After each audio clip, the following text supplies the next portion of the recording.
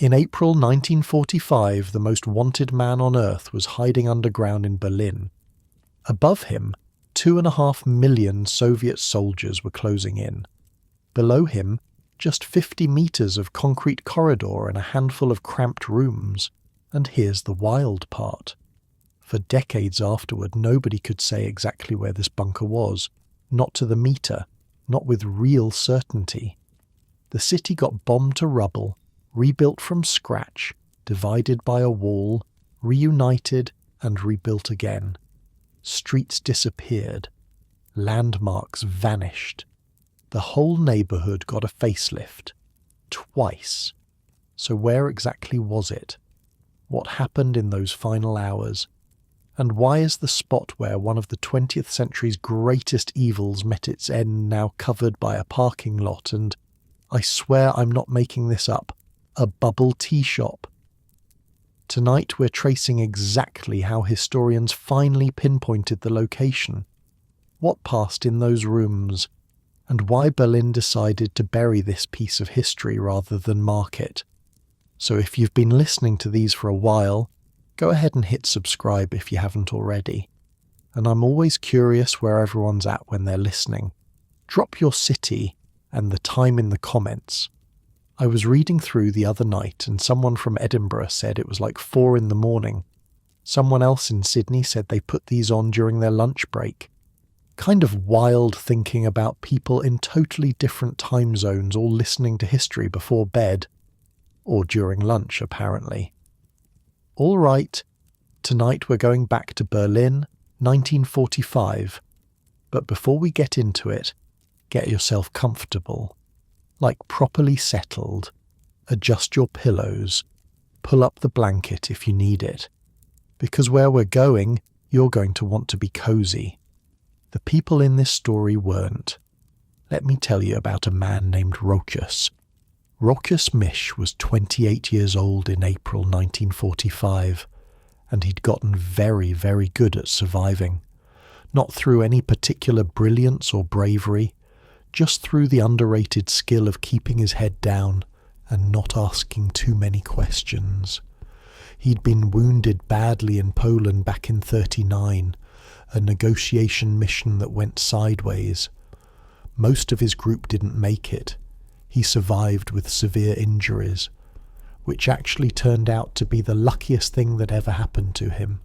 See, when you're the only surviving male in your family and you've got a wound that keeps you from frontline duty, interesting career opportunities open up. That's how he ended up in the bodyguard unit. That's how he ended up running the telephone switchboard. And that's how, by January 1945, he found himself walking down a set of stairs beneath the Reich Chancellery and into what he'd later call a coffin of concrete. Okay, picture this. You descend. The air changes, gets heavier, damper, smells like wet stone and diesel, and something stale you can't quite place. The corridor stretches about 50 meters ahead of you, divided by steel doors and concrete bulkheads. On either side, tiny rooms, cells really, 10 or 12 square meters each. The ceiling feels too close. The first thing Misch noticed was how unfinished everything looked. See, they'd only completed this lower bunker in 1944. Rushed job. The concrete hadn't properly dried. Water beaded on the walls. Everything felt damp, perpetually damp, like living inside a cave that would never get warm no matter how long you stayed. Naked light bulbs hung from the ceiling, harsh white light everywhere. No shadows, no contrast, just this relentless brightness that made your eyes ache after a while. And the noise. Oh, the noise. Generators humming constantly. Pumps running around the clock to keep the groundwater from flooding the whole place. That sound never stopped. It became the background of your existence down there. Imagine trying to sleep with a refrigerator humming in your ear. Now imagine that refrigerator is the size of a car, and it's been running for months. Misch walked the length of that corridor taking mental notes.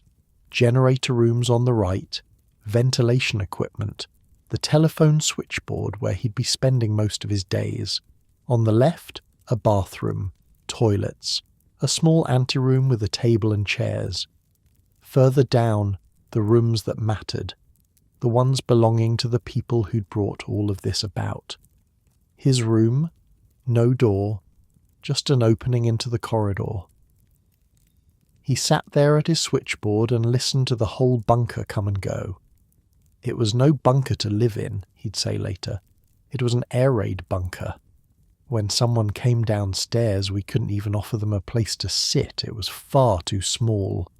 Now, why would anyone willingly descend into this concrete nightmare? Here's what April 1945 looked like above ground. Berlin was surrounded. 2 Soviet army groups had completed their encirclement. Over 2 million soldiers, 6,000 tanks, 40,000 artillery pieces, the largest concentration of military power ever assembled for a single urban assault.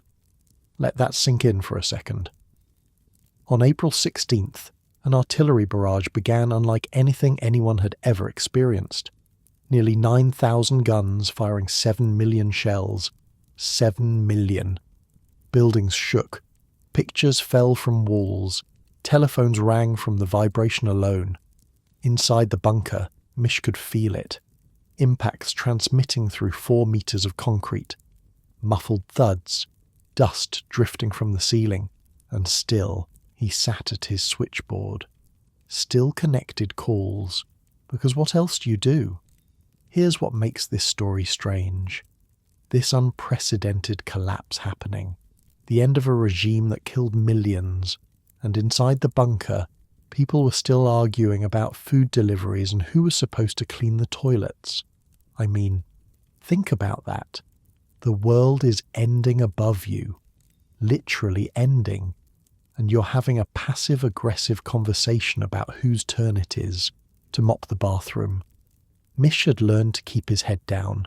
Being curious got people sent to the front, so he connected calls, listened for sound quality, ignored the content. This is how you survive in a system like that, not through heroism, through deliberate ignorance, through making yourself small and useful.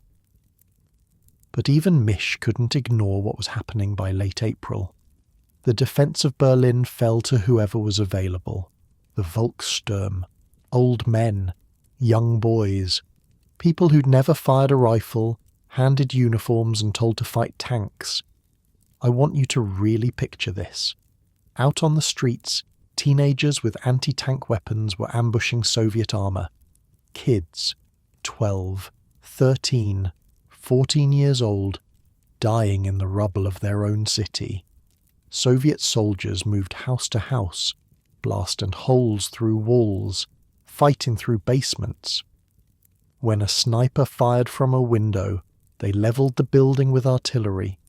A cellar might contain defenders. Grenades went in, regardless of civilians. 2 million civilians remained in Berlin. They hid in basements, carved up dead horses for meat, hung white flags from windows, risking execution by SS patrols who are still roaming around looking for deserters. 125,000 civilians would die in the battle. Maybe more. Nobody knows. Meanwhile, underground, Misch connected telephone calls. The bunker was designed as a command center, communications equipment, diesel generator, pumps for fresh water and to keep groundwater out, gas-proof steel doors, walls 4 meters thick, roof nearly 3 meters of concrete. Technically, one of the safest places in Berlin, also miserable to exist in. The leadership rooms had been decorated with furniture salvaged from the chancellery above, oil paintings, a portrait of Frederick the Great.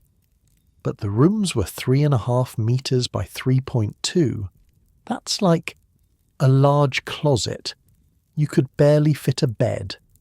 Big furniture in tiny rooms, like trying to make a closet feel like a palace by shoving a chandelier in there. People adapted. Morning briefings with generals bringing worse news every day. Meals in the conference room, attempts at normalcy. And then there were the children. Okay, I need you to prepare yourself for this part.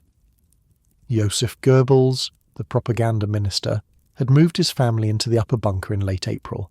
His wife Magda, their 6 children, Helga, 12, Hildegard, 11, Helmut, 9, Holdine, 8, Hedwig, 7, Heidrun, 4, 6 kids. The youngest was 4. Just weeks before, they'd been at a farm outside Berlin, playing with animals, running through fields, doing kid things. Now they were underground in a concrete box while Soviet artillery turned their city to dust. Misch remembered them playing in the corridor, running past his switchboard, sometimes stopping to say hello, playing with someone's dog.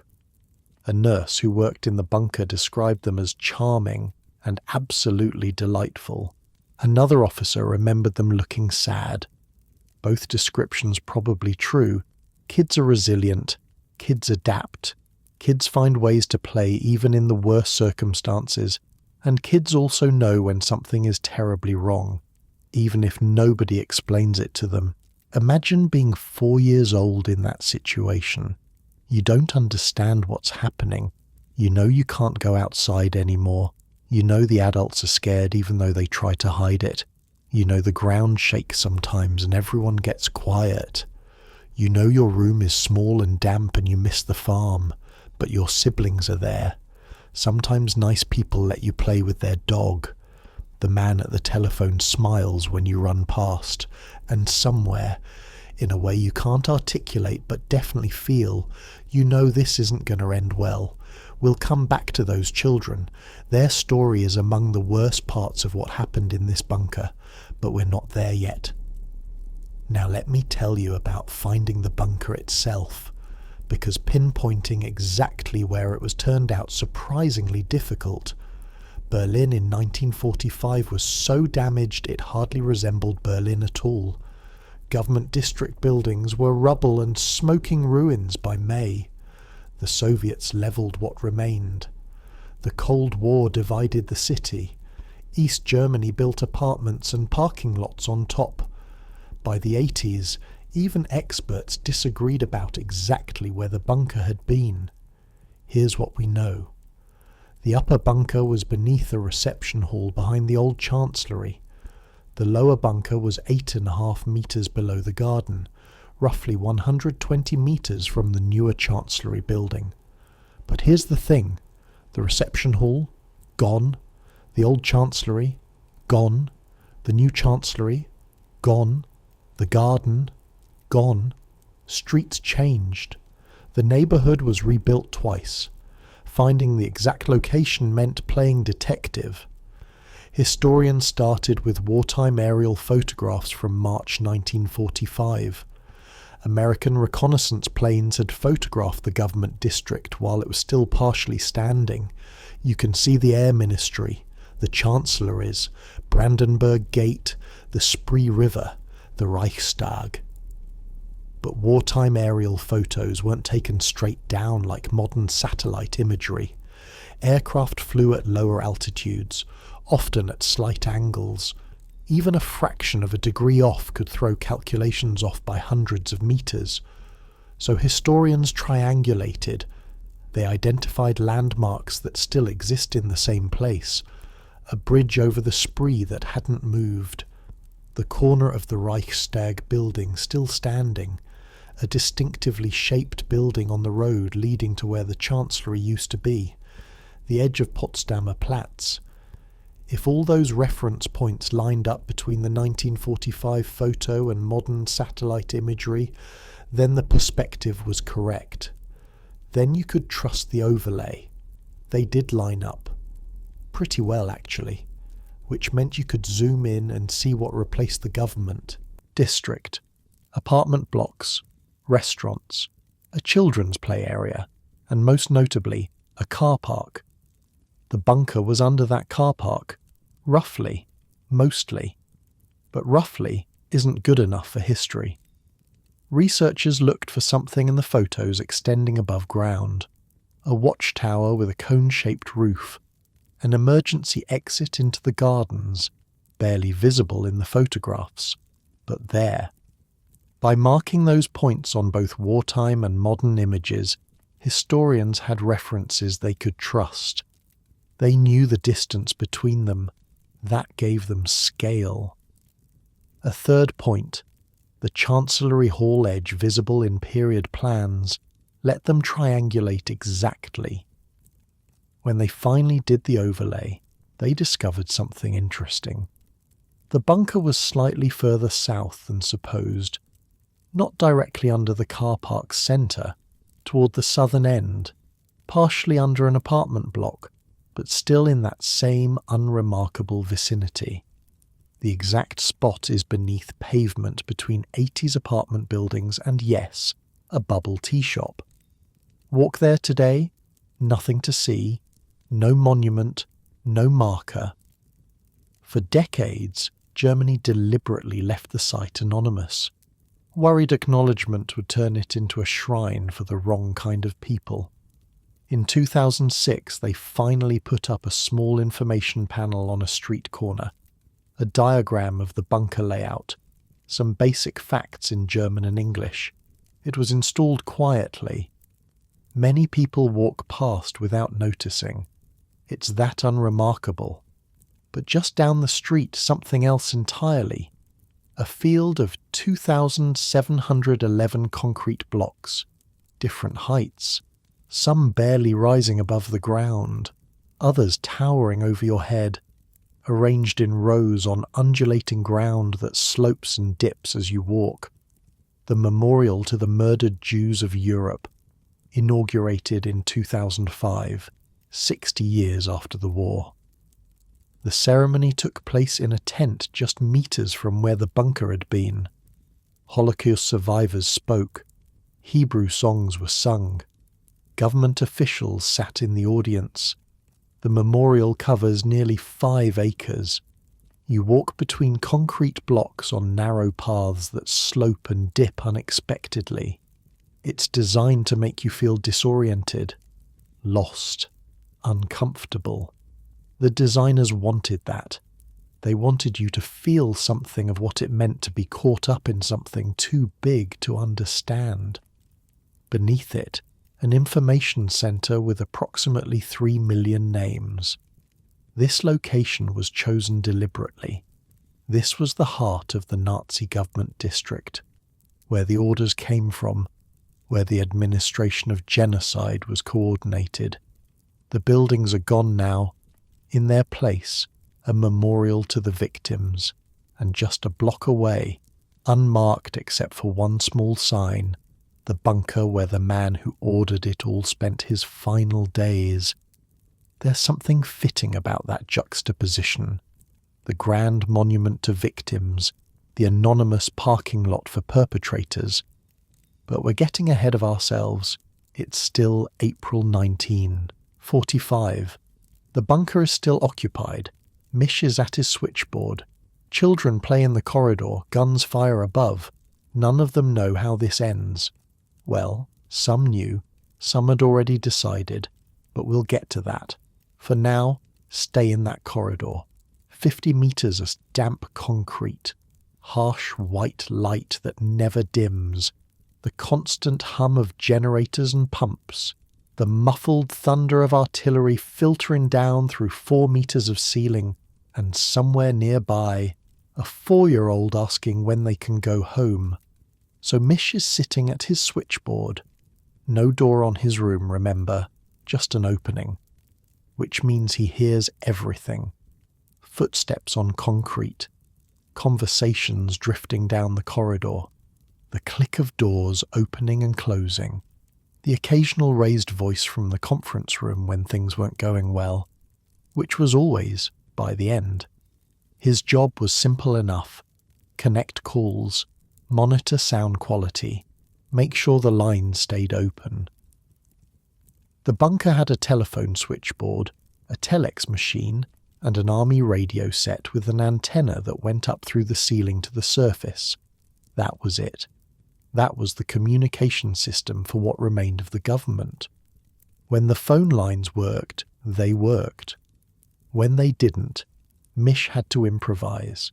Sometimes he'd run messages himself. Sometimes he'd send someone else. And here's the kicker. Toward the end, when things really started falling apart, a lot of news came in through the BBC. Yeah, the British Broadcasting Corporation. That's how they found out what was happening in their own war, from enemy radio.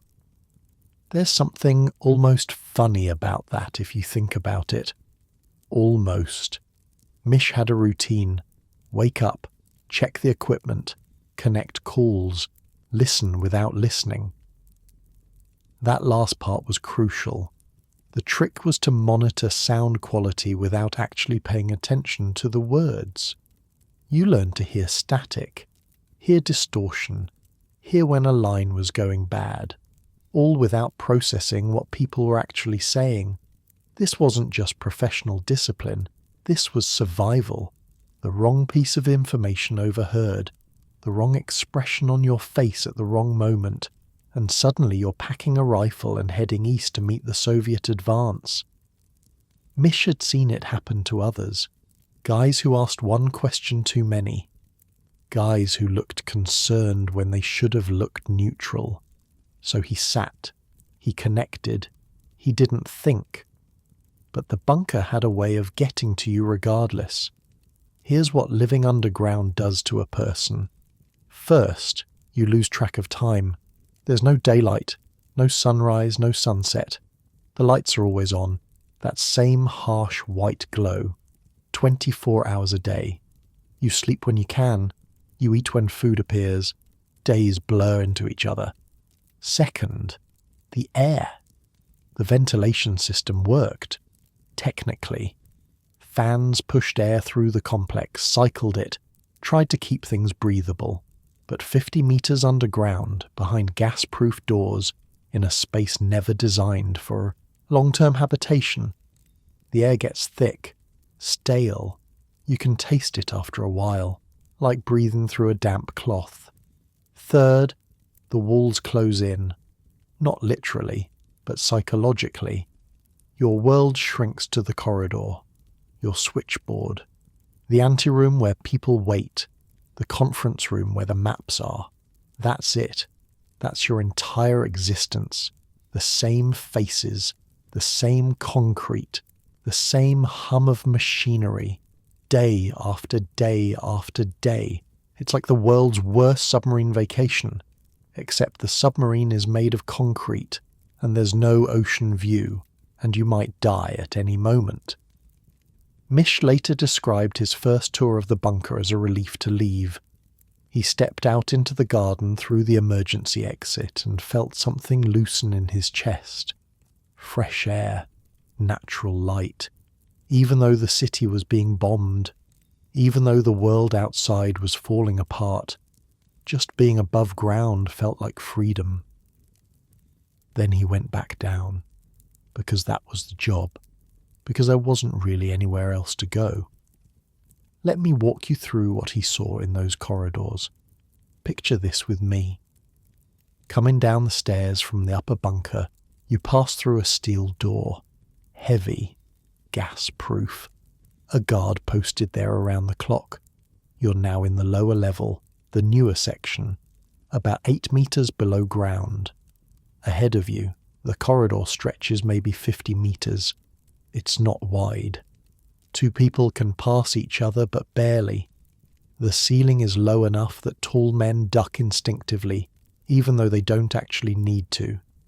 On your right, immediately, the machinery room. A technician named Henschel worked in there. Diesel generator, water pumps, the lungs of the whole operation. The noise from that room was constant. A low throb that vibrated through the walls. Imagine trying to sleep next to a running truck engine. Forever. Opposite that, the so-called red rooms, bathroom, toilets. The sort of basic facilities you'd expect in a bomb shelter, not a residence. But this was a residence now. Had been for months. Further down on the right, Misch's station, the telephone switchboard, his chair, his equipment, his window onto everything happening below. No door, remember, just an opening. He could see everyone who walked past, and everyone who walked past could see him. Past that, an anteroom. Table. 4 chairs. This was where people waited for meetings, where staff took their meals sometimes, where you might catch a few minutes of conversation before being called somewhere else. Then the rooms that mattered. On the left side, a small lobby leading to several connected spaces. A dressing room that had been intended for one person, but was now occupied by someone else entirely. A study with a desk and a portrait on the wall. A bedroom barely big enough for the bed. A sitting room with a sofa and 3 chairs crammed together so tightly you could barely move between them. 3.5 meters by 3.2 meters. That's the study. That's the living room. That's smaller than most people's bathrooms. Across from those, the conference room, the map room, where military briefings happened, where generals came with news that got worse every day, where plans were made that would never be executed because there weren't enough men, enough tanks, enough ammunition, enough anything. At the far end, another bulkhead, another heavy door, an emergency exit leading up to the garden of what used to be the Reich Chancellery.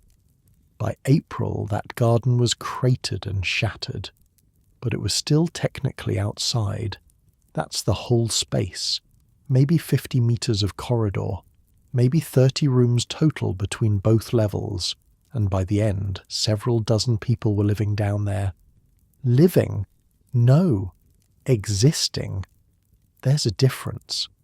The people in that bunker sorted into categories, the way people do when they're crammed together under pressure. There were the true believers, the ones who stayed because they genuinely thought this was where they needed to be. The inner circle, the faithful. There were the professionals, soldiers and staff who stayed because it was their duty, their job. They'd been assigned here, and that was that. Misch was one of these. He didn't stay out of conviction. He stayed because someone had to run the switchboard. There were the trapped. People who would have left if they could but couldn't get out, or didn't know where to go, or were too scared to try. By late April, leaving Berlin was nearly impossible anyway. Soviet forces had the city surrounded. The roads were death traps, and there were the children. We talked about them before. 6 kids, living in the upper bunker with their parents, playing in corridors not designed for play, sleeping in rooms not designed for children, eating food meant for soldiers, hearing conversations meant for adults. The nurses and staff tried to shield them from the worst of it, gave them things to do, let them play with the dog, pretended things were normal. But kids aren't stupid. They pick up on things. They feel the tension. They notice when adults stop making eye contact. Misch remembered them running past his station, laughing sometimes, playing some game he didn't understand. He remembered thinking how strange it was, all this collapse happening, this historical catastrophe unfolding. And here were children playing tag in a concrete bunker while artillery shook the ceiling. What else were they supposed to do? Food in the bunker was whatever could be scrounged. There was a kitchen in the upper level, a cook who prepared meals, a wine cellar that had been stocked before things got bad. In the early days, it wasn't so different from eating anywhere else. Rationed, sure, but manageable. By late April, things got tighter. The supply lines were cut. Getting anything into the bunker meant getting it through Soviet lines, or scavenging from the ruins above. Meals got simpler. Bread. Whatever canned goods remained. The wine cellar got emptier. Nobody starved. That wasn't the issue. The issue was the sameness of it. The same food. In the same room. With the same people. day after day, while the world outside burned. Sleep came in shifts, when it came at all. Misch had a cot somewhere, I think. But he spent most of his time at the switchboard. You learn to doze sitting up. You learn to snap awake at the sound of an incoming call. You learn that real sleep, deep sleep, wasn't really possible down there. Part of it was the noise, generators, pumps, distant explosions filtering down through meters of concrete. Part of it was the anxiety, the constant awareness that Soviet troops were getting closer, block by block, building by building, that any day could be the last. And part of it was just the wrongness of the place. Humans aren't meant to live underground. We need sky. We need the rhythm of day and night. Take that away, even for a few weeks, and something inside starts to fray. Misch noticed it in himself, a kind of flatness, a disconnection from what he was seeing and hearing. Later, he'd describe it as operating on autopilot, doing the job because the job needed doing, not because he felt anything about it. That's probably what saved him in a way. That emotional distance. It let him function when functioning was required. It let him survive what was coming. The generals came and went. That was one of the strange things about those final weeks. The bunker was isolated, cut off, 50 meters underground. And yet people kept arriving. Officers from the front, commanders from other sectors, people with reports, with requests, with questions that couldn't be answered. They came down the stairs looking haggard, uniforms dirty, eyes hollow. They'd fought through streets where every building might hide an ambush. They'd seen their units destroyed. They'd watched soldiers half their age die for objectives that no longer mattered.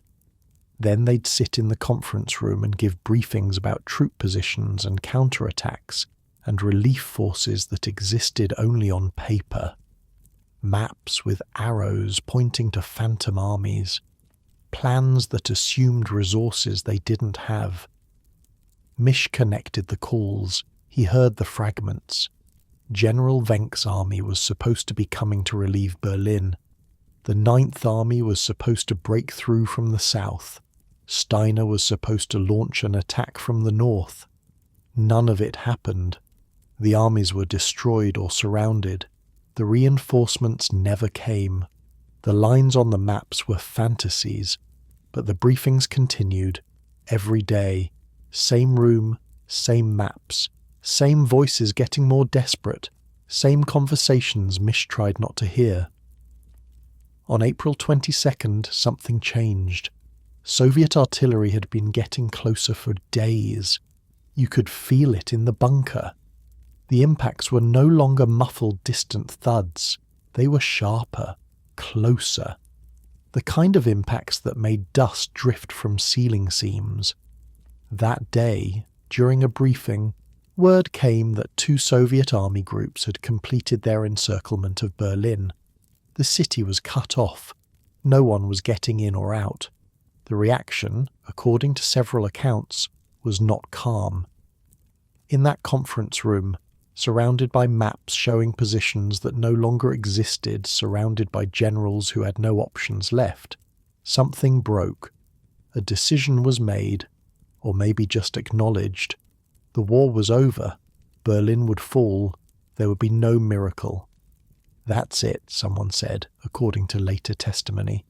The war is lost. Everybody can go. Except going wasn't really an option anymore. Not for most of them. The roads out of Berlin ran through Soviet lines. The airfield at Tempelhof was under artillery fire. A few planes got out in those final days, carrying whoever could get a seat. Most couldn't.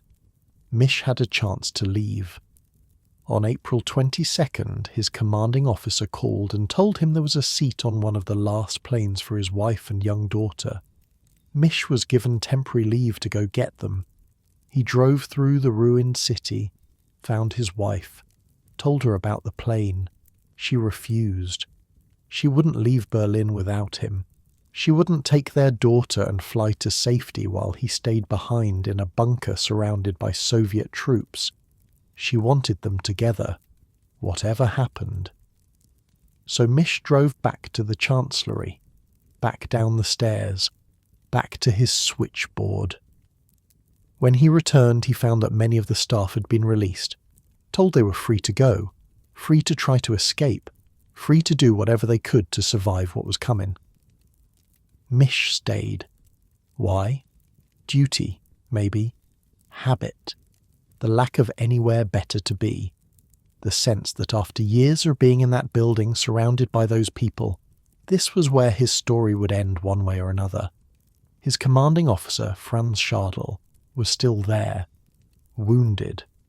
His leg had been hit by shrapnel and was turning bad. Gangrene, probably. The kind of wound that kills you slowly if you don't get proper treatment. Schadl wasn't going anywhere. They'd say their goodbyes later, in a different way. But we're not there yet. For now, it's still late April. The Soviet noose is tightening. The bunker is getting smaller, psychologically speaking, even as its population shrinks. People leave in small groups, trying to slip through the lines. Some make it. Most don't. The children are still playing in the corridor, still running past Misch's switchboard, still not understanding what's happening, or maybe understanding more than anyone gives them credit for. The generator still hums, the pumps still run, the phones still ring, connecting calls that matter less and less with each passing hour. And somewhere in those cramped rooms at the end of the corridor, decisions are being made, not about saving the city, not about winning the war, about something else entirely, about how this ends. While Misch sat at his switchboard connecting calls that mattered less each hour, Berlin was being torn apart street by street. And I don't mean that metaphorically. You have to understand what this looked like from above. Not from the bunker, from ground level, from the perspective of the 2 million people still living in the city who had nowhere to go and no way to get there. By late April, Berlin didn't look like Berlin anymore. Whole neighbourhoods had been reduced to brick and rubble by years of Allied bombing. Streets were cratered, water mains burst, gas lines leaked. Electrical wires hung loose from shattered poles, and now, on top of all that, artillery. Soviet guns were positioned in a ring around the city, close enough to hit anything they wanted. When a barrage started, you didn't hear individual shells, you heard a continuous roar, like thunder that never stopped. Buildings collapsed not from direct hits, but from the sheer percussion of near misses. Walls cracked, ceilings fell, dust filled the air so thick you couldn't see across the street. People lived in cellars, that was the only option. You found a basement that seemed sturdy enough. You dragged whatever supplies you could carry, and you waited. Waited for the shelling to pause. Waited for word that it was safe to come up. Waited for the end, whatever that meant. The city had run out of almost everything. Food was whatever you could find in the wreckage. Water came from burst pipes if you were lucky, from rain if you weren't. Electricity was gone in most districts. Gas was gone. The infrastructure that makes a city function had simply stopped, and yet people survived. That's the strange thing about disasters. People adapt, they figure things out, they find water, they find food, they help each other or they don't, but they keep going because what else is there to do?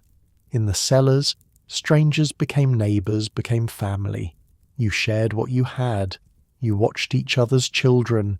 You took turns keeping lookout, listening for the sounds that meant fighting was getting closer. Old women who'd lived through one world war were now living through the end of another. They knew what to do, how to ration, how to stay calm when the walls shook. Some cellars had dozens of people crammed together, families who'd never met now pressed against each other in the dark, breathing the same stale air, flinching at the same explosions. You learned things about strangers you'd never wanted to know, who panicked, who stayed calm, who shared and who hoarded. The children were the hardest part for most people. Trying to explain to a 6-year-old why they couldn't go outside, why the noise never stopped, why mommy was crying. Some parents made up games, some just held their children and waited. A few cellars had radios that still worked. People would gather around, trying to make sense of the broadcasts. German stations were still claiming victories, still promising relief, still lying. BBC told a different story. People learned to read between the lines. Strategic withdrawal meant retreat. Fierce defensive action meant collapse. When the Soviets entered a neighbourhood, the pattern was usually the same. First, artillery. Soften up the defences. Level anything that might hide a sniper. Then infantry. Moving carefully. Building to building. They'd learned not to advance down open streets. German defenders with anti-tank weapons could destroy a column of armour in minutes. So they went through buildings instead, blasted holes through walls, climbed through attics, came at you from directions you didn't expect. If they suspected a cellar held defenders, they didn't ask questions. Grenades went in first, then soldiers. The distinction between civilian and combatant wasn't always clear, and in the chaos of urban combat mistakes happened constantly. Some civilians tried to surrender. White sheets hung from windows, improvised flags, anything to signal that this building, this block, this family wasn't fighting. Sometimes it worked. Soviet soldiers would pass through, take what they wanted, move on. Sometimes it didn't. The language barrier made everything harder. Most Berliners didn't speak Russian. Most Soviet soldiers didn't speak German. Misunderstandings could be deadly. A hand raised in surrender could look like a hand reaching for a weapon. A shout of "don't shoot" could sound like a threat. Some civilians had learned a few Russian phrases. "Я не солдат," I am not a soldier. "Пожалуйста," please. Words that might buy you a few seconds, might make a soldier hesitate long enough to see you weren't a threat. Others had hidden valuables to hand over quickly, watches especially. Soviet soldiers wanted watches. It became almost a joke later, though it wasn't funny at the time. Uri! Uri! Watches, watches. Give them a watch and maybe they'd move on. Maybe. The SS patrols made surrender dangerous. They were still roaming the streets, looking for deserters, looking for anyone who'd given up. A white flag could get you shot by your own side before the Soviets even arrived. Men were hanged from lampposts with signs around their necks calling them cowards and traitors. So people hid, kept their heads down, waited in the dark and hoped the fighting would pass them by. One woman who survived later described the sound as being inside a drum that someone was beating with hammers. Constant, overwhelming. You couldn't think, you couldn't plan. You just crouched in the dark and covered your ears and waited for it to stop. And when it did stop, even for a few minutes, the silence was almost worse. Because silence meant something was about to happen. The German defence of Berlin was basically whoever was available. Regular army units, sure, but most of those had been destroyed or were trapped outside the city. What remained in Berlin was a mix of rear echelon troops, police units, and the Volkssturm. The Volkssturm, people's militia, basically every male between 16 and 60 who could hold a weapon. Old men who'd served in the First War, now handed rifles and told to defend their neighbourhood. Boys who should have been in school, given uniforms and pointed toward the enemy. They had almost no training, limited ammunition, weapons that were often outdated or barely functional, and they were expected to stop 2.5 million Soviet soldiers with 6,000 tanks. Let that sink in for a second. 2.5 million, 6,000 tanks, with old men and teenagers. Some of them fought anyway. That's the thing. Some of them actually fought, not because they believed in the regime necessarily, but because this was their home, their street, their family hiding in the cellar. What else were they going to do? Others threw away their weapons and tried to disappear, change clothes, hid their uniforms, hoped nobody would ask questions.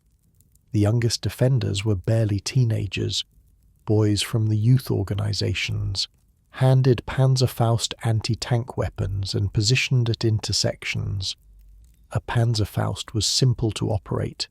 Point, fire. The rocket could destroy a tank if you hit it right. The problem was getting close enough. Soviet tank crews weren't stupid.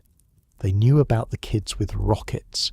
They sprayed machine gun fire at every window, every doorway, every pile of rubble that might hide an ambush. Some of those boys became genuine threats. They'd wait in the ruins, let a tank pass, then hit it from behind where the armour was thinner. Soviet commanders later admitted losing hundreds of vehicles to these attacks. Most of those boys died. They'd fire one shot, maybe two, and then the return fire would find them, or they'd miss, and there wouldn't be time to reload before the machine guns cut them down. 12 years old, 13, 14, dying in the rubble of a city that was already lost, for a cause that had already failed, because someone had handed them a weapon and told them this was their duty. Meanwhile, in the bunker, the maps showed phantom armies coming to the rescue. The disconnect between what was happening above ground and what was being discussed below was almost complete. Down there, they talked about counter-offensives and relief forces and breaking the encirclement. Up here, children were dying in the streets. Two different realities, separated by 50 feet of concrete. The Soviet advance wasn't just military, it was personal. These soldiers had marched from Stalingrad, from Kursk, from 1,000 villages that had been burned, populations murdered, families destroyed. They'd seen what German forces had done in the Soviet Union. They'd buried their friends, their brothers, their families. Now they were in Berlin, in the capital of the country that had invaded them, in the city where all those orders had originated. Some of them wanted revenge. That's the honest truth of it. After everything they'd seen, everything they'd lost, some of them wanted the Germans to suffer the way their people had suffered. What happened in Berlin during those final days wasn't clean. It wasn't just military victory. There were atrocities, civilians targeted, women brutalized, property looted. The discipline that armies try to maintain broke down in places. Not everywhere, not by everyone. Some Soviet soldiers shared their rations with German children. Some protected civilians from their own comrades. But enough horror happened that the memory of it shaped Berlin for generations. None of this reached the bunker, really. Misch heard fragments through phone calls. Officers arriving from the surface would bring reports. But the full picture, the scale of what was happening in the streets above, wasn't clear to anyone underground. They knew the city was falling. They knew the end was coming. But the specific human cost, the bodies in the rubble, the families in the cellars, the children with rockets dying at intersections, that was abstract. Numbers, positions on maps. Maybe that's how it had to be. Maybe you can't make decisions, even terrible decisions, if you're thinking about individual human beings. You have to think in terms of units and sectors and objectives. You have to abstract the suffering away. Or maybe that's just what people tell themselves afterward. The Reichstag became a symbol. It was just a building, a large ornate structure that had once housed the German parliament. Damaged by fire back in 1933, never properly restored, wasn't really used for anything important anymore. But it was recognizable, famous, the kind of building that looks important in photographs. Soviet commanders wanted it captured. They wanted the flag raised on the roof. They wanted that image broadcast around the world. The red flag over the Reichstag. Victory. The fighting for that building was brutal. Room by room, floor by floor. German defenders held out longer than anyone expected, not because the building mattered strategically, but because they had nowhere else to go. On April 30th, Soviet soldiers finally reached the roof. They raised a flag. Someone took a photograph. That image became one of the most famous of the war. The fighting wasn't actually over yet. Pockets of resistance held out for days. But the symbolism was clear. Berlin had fallen. The war was ending. Down in the bunker, they knew about the Reichstag. Word filtered down through the radio, through the phone lines that still worked, through officers arriving from the surface. The Reichstag was less than a kilometre away from the bunker. You could have walked there in 15 minutes in normal times. Now that distance was measured in Soviet tanks and artillery barrages and street fighting that made every block a battlefield. April 30th, that date again. Above ground, the flag going up on the Reichstag, Soviet soldiers flooding into the government district, the last organised resistance collapsing. Below, ground. Something else entirely. But we'll get to that. For now, stay with the city. Stay with Berlin in its final hours as a battleground. The strange thing about the end was how quiet it got in some places. Once the fighting passed through a neighbourhood, once the defenders were dead or captured or fled, there was this silence. No more artillery, no more gunfire. Just the crackle of fires burning and the distant sounds of combat somewhere else. People emerged from their cellars, blinking in the daylight, not sure what to expect. Some found Soviet soldiers who ignored them. Some found soldiers who demanded watches, jewellery, alcohol. Some found soldiers who were kind, who offered food, who tried to help. The occupation had begun even while the battle continued elsewhere. In some neighbourhoods, life was starting over while blocks away people were still dying. 2 million civilians. Most of them survived. That sounds like a success, maybe. Until you remember that survival meant different things for different people. 125,000 civilian deaths is the number usually given. It might be higher. Nobody was counting carefully. Bodies in rubble don't always get documented. Families who disappeared entirely left no one to report them missing. The city that emerged from the battle was barely recognizable. Berlin would spend decades recovering, rebuilding, reckoning with what had happened there and what had been done in its name. But that's later. That's after. Right now it's still late April. The bunker is still occupied. The last decisions haven't been made yet. Misch is at his switchboard.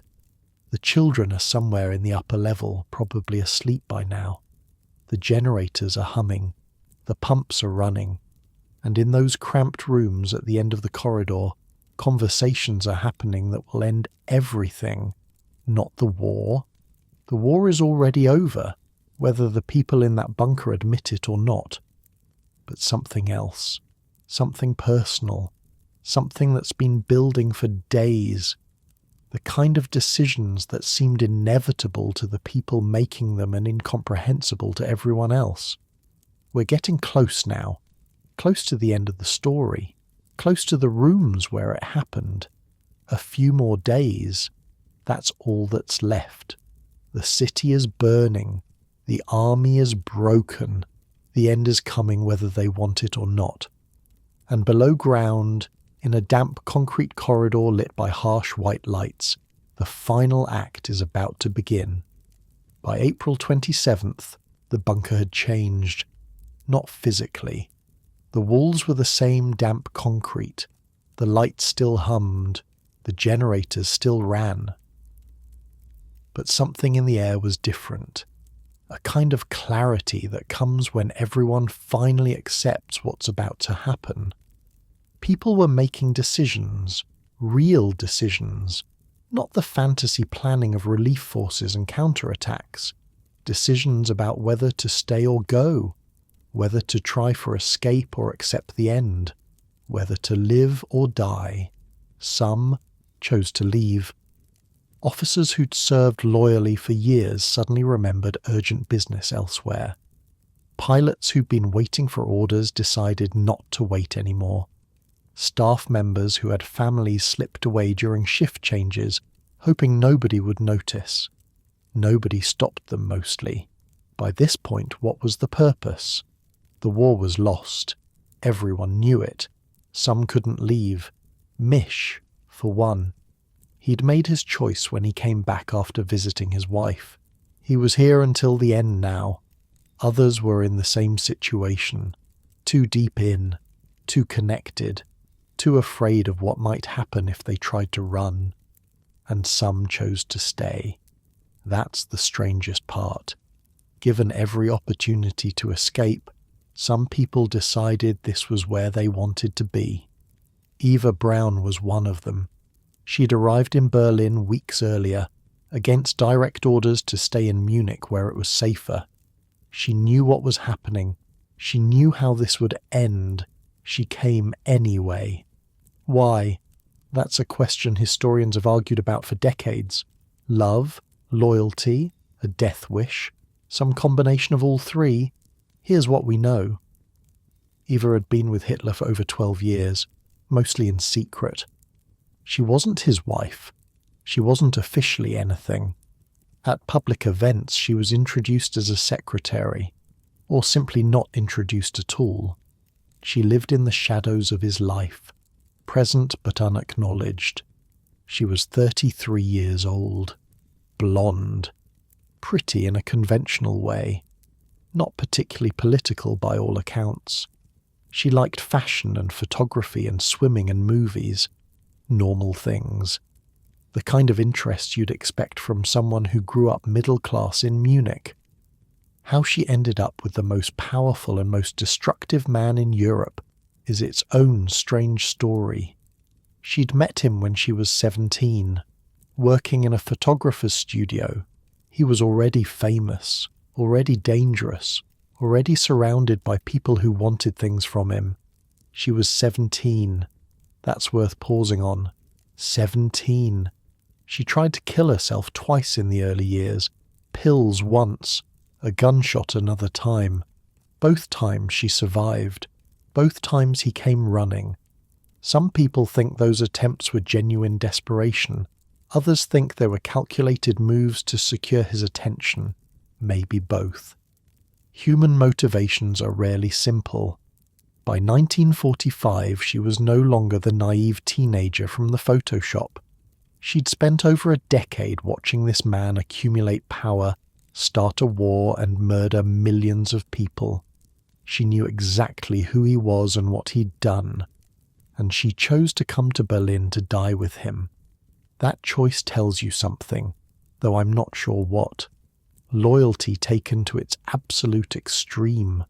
Love so twisted it becomes indistinguishable from destruction. Or maybe just someone who'd built her entire identity around another person and couldn't imagine existing without him. She arrived at the bunker cheerful, almost. That's what witnesses remembered, while everyone else walked around in a days of fear and exhaustion, Eva was calm, composed. She'd made her peace with what was coming. In some ways, she was the most settled person there. The children liked her. The Goebbels children, I mean. The 6 of them trapped in this concrete maze with their parents, not fully understanding why they couldn't go home. Eva played with them, read to them, gave them something resembling normal attention in a place where normal had ceased to exist. One of the staff members later said Eva seemed relieved, like a weight had been lifted. No more waiting, no more uncertainty. The end was coming, and she would face it with him. Finally acknowledged, finally official, because that's what the wedding was really about.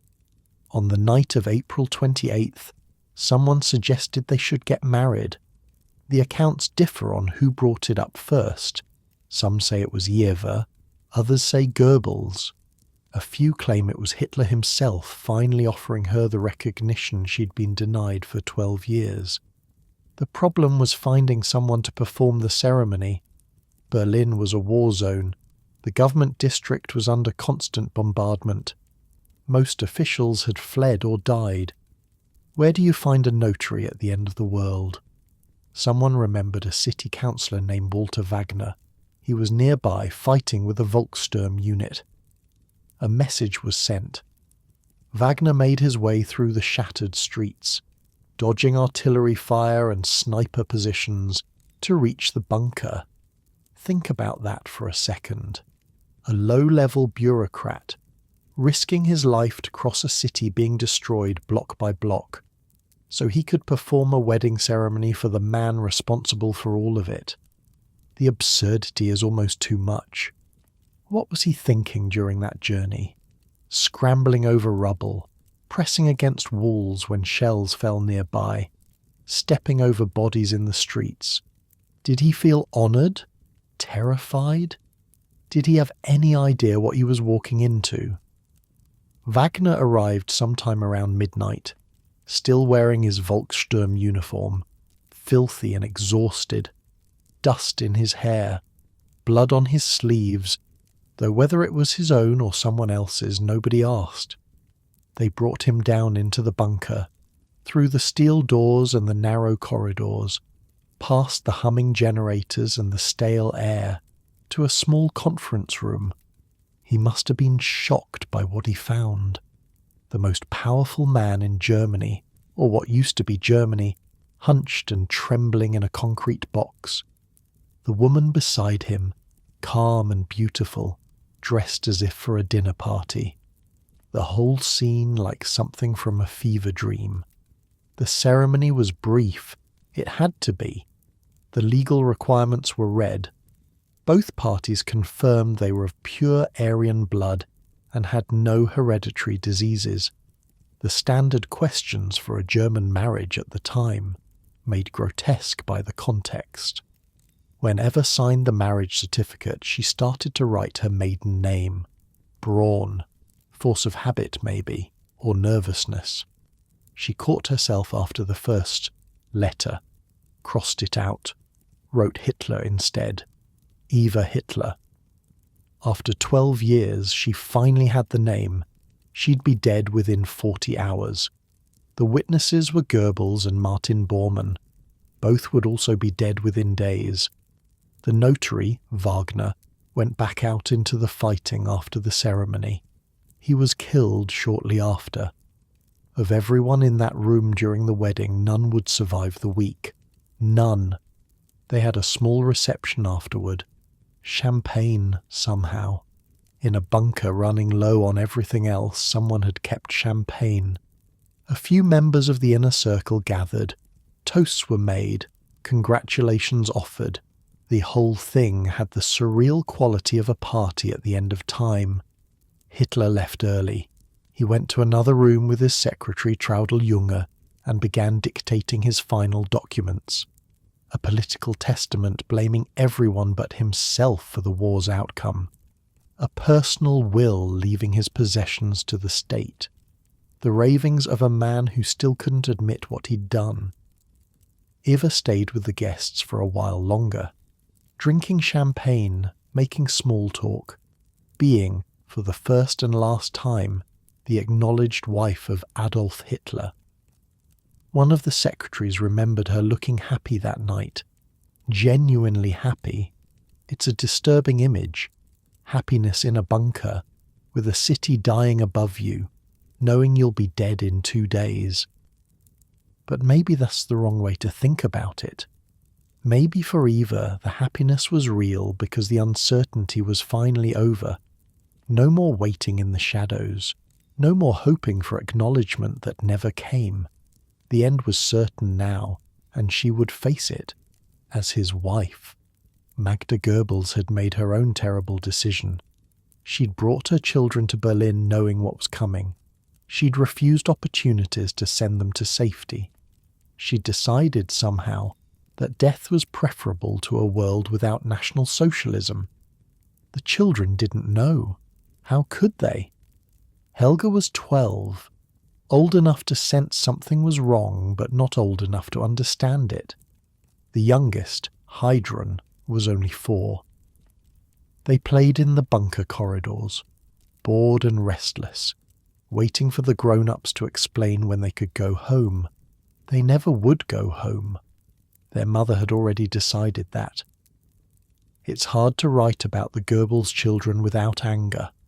6 kids who had no choice in any of this, whose only crime was being born to monsters, brought to this place specifically to die. Whatever else you think about the people in that bunker, the children were innocent, and they would be murdered by their own parents. But that comes later. On the night of the wedding they were still alive, still playing, still asking when they could leave. After the reception ended, the bunker settled into an uneasy quiet. Outside, the artillery never stopped. You could feel it through the walls, a continuous tremor. Soviet tanks were now less than a kilometre away. Underground, people waited, smoked, drank whatever alcohol remained, made plans that everyone knew would never happen. Misch was at his switchboard, as always, connecting fewer and fewer calls as the phone lines failed one by one. He saw Eva walk past at some point that night, the new Frau Hitler returning to her room. She smiled at him, he said later. A small, sad smile. The kind you give someone when there's nothing left to say. April 29th dawned, though you couldn't tell from underground. Just another day of harsh lights and stale air and the distant rumble of a battle that was almost won. The discussions now were not about defence or counterattack. They were about endings, about what would happen in the final moments, about bodies and evidence and whether the Soviets should be allowed to take anyone alive. News had reached the bunker about Mussolini. The Italian dictator had been captured by partisans, executed. His body hung upside down in a public square. People had thrown rocks at it, spat on it. The photographs were everywhere. That image haunted the bunker, the idea of being captured, paraded, humiliated, the body of a leader displayed for the mob to desecrate. It was decided that this could not be allowed to happen here. Vehicles in the Chancellery garage were drained of their fuel. Cans of gasoline were brought to the bunker. Instructions were given about what should happen after. The bodies would be burned. No trophy for the Soviets, no corpse for the crowd. And there was the question of method. Himmler had provided cyanide capsules months earlier, back when the possibility of capture first became real. But now Himmler was a traitor. He'd been caught negotiating with the Allies, trying to save himself. If he'd betrayed the cause, might he also have betrayed the poison? Provided capsules that looked real but wouldn't work? There was only one way to find out. Hitler had a dog, Blondie, a German shepherd he'd owned for years. In the bunker's final days, someone suggested testing the cyanide on her. So they did. The dog died. The poison worked. Hitler had his answer. It's a small detail in the middle of much larger horrors, but it says something about the paranoia, about the cruelty that extended even to loyal animals, about the kind of person who would kill his own dog to make sure he could kill himself effectively. By the evening of April 29th, everyone knew the end was coming within hours, not days, hours. The last military briefings were perfunctory. Positions were being overrun faster than they could be reported. In the bunker, people said their goodbyes, handshakes, embraces. Final words that nobody would remember accurately, because who can remember accurately at a time like that? There was crying. Even hardened officers who'd seen years of war broke down in those final hours. The pretense of strength, the performance of confidence, all of it fell away. These were just people now. Frightened people at the end of everything they'd known. Some wrote letters, quick, desperate messages to families they might never see again. I love you. I'm sorry. Don't believe what they'll say about me. Most of those letters never arrived. Misch stayed at his switchboard. The phone still worked. Barely. There might be one more call, one more message, one more order that mattered. He sat in his chair, headphones on, waiting for a voice that might never come. The Goebbels children were asleep. Finally. Their last night of sleep. Though they didn't know it. Eva stayed in her small room, the one that was supposed to be a dressing room. Her room now, the room of the wife. And in the larger suite at the end of the corridor, Hitler prepared for his final day. April 30th would be his last. He knew it. Everyone knew it. What happened in those final hours, in that cramped room at the end of the corridor, would be reconstructed later from the testimony of survivors. We're almost there now. Almost at the end of the story that started with a parking lot and a bubble tea shop. Almost at the moment when history closed a chapter. April 30th started like any other day in the bunker. Which is to say, it started without anyone knowing it had started at all. No sunrise reached those rooms. No clock tower chimed the hours. Time down there was measured in meals and shift changes and the distant rhythm of artillery that had become so constant it barely registered anymore. Misch was at his switchboard. He'd been there all night, dozing between calls, waking whenever the line crackled. The phones still worked mostly. A few connections to the outside world still held. Though what was the point of calling anyone now? The morning passed in that strange underwater way that time moved in the bunker. People shuffled through the corridors. Conversations happened in low voices. The generators hummed. The pumps ran. Everything felt suspended, waiting for something that everyone knew was coming but nobody wanted to name. Around noon, there was lunch. I know, that sounds absurd. Lunch. In a bunker surrounded by 2 million enemy soldiers, with the war lost and death hours away. But people still ate. Bodies still needed food. The routines of living continued even when living was about to stop. The meal was simple, whatever the kitchen could put together from dwindling supplies. Hitler ate with his secretaries the way he often did. The conversation was quiet, careful, the kind of talk people make when they're avoiding the only subject that matters. After lunch, it began. Hitler called his staff together. Not everyone, just the inner circle, the people who'd been with him longest, the ones who were still there.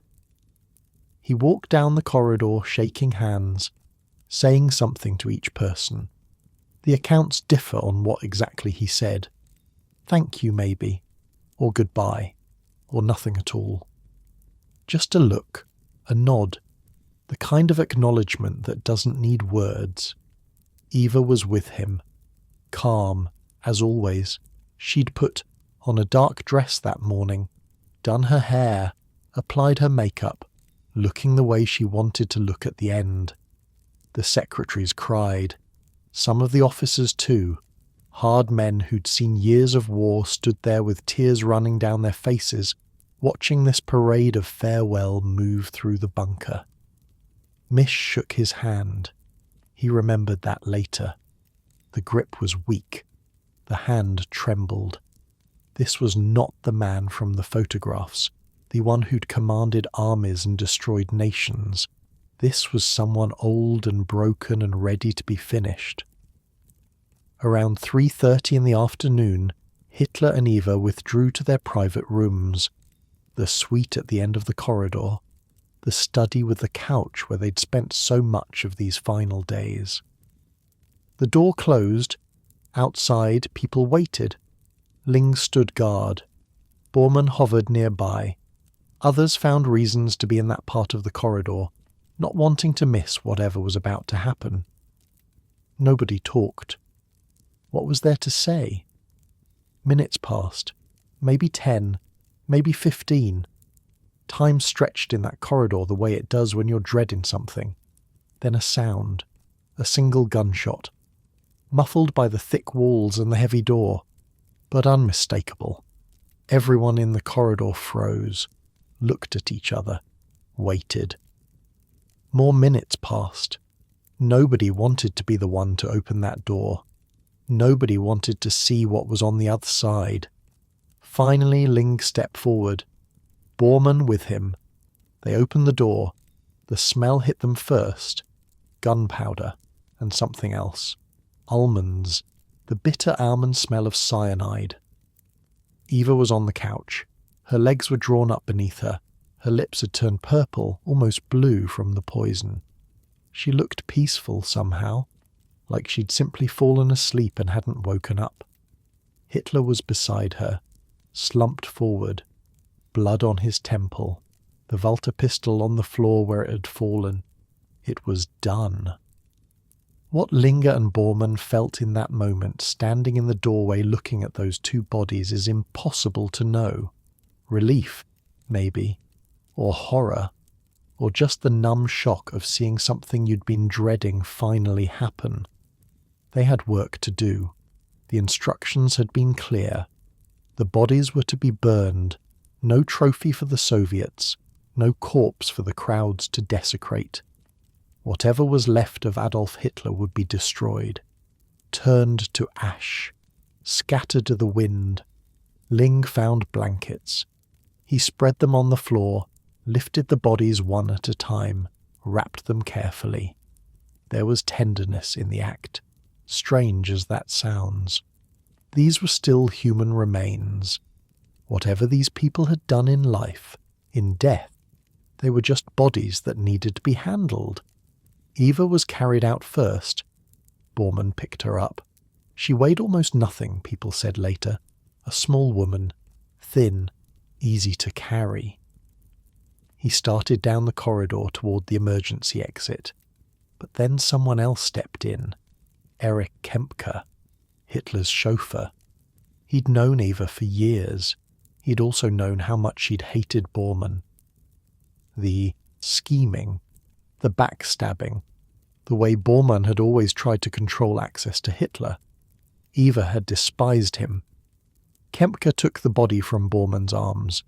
If anyone was going to carry her to the grave, it wouldn't be the man she'd loathed. They continued through the bunker, past Misch at his switchboard, past the steel doors and the machinery room, past all the cramped spaces where people had lived and waited and hoped for miracles that never came. The emergency exit led up to the Reich Chancellery garden, a concrete stairway, steep and narrow, opening onto what had once been manicured grounds and was now a moonscape of shell craters and rubble. Outside, the world was chaos. Artillery still fell.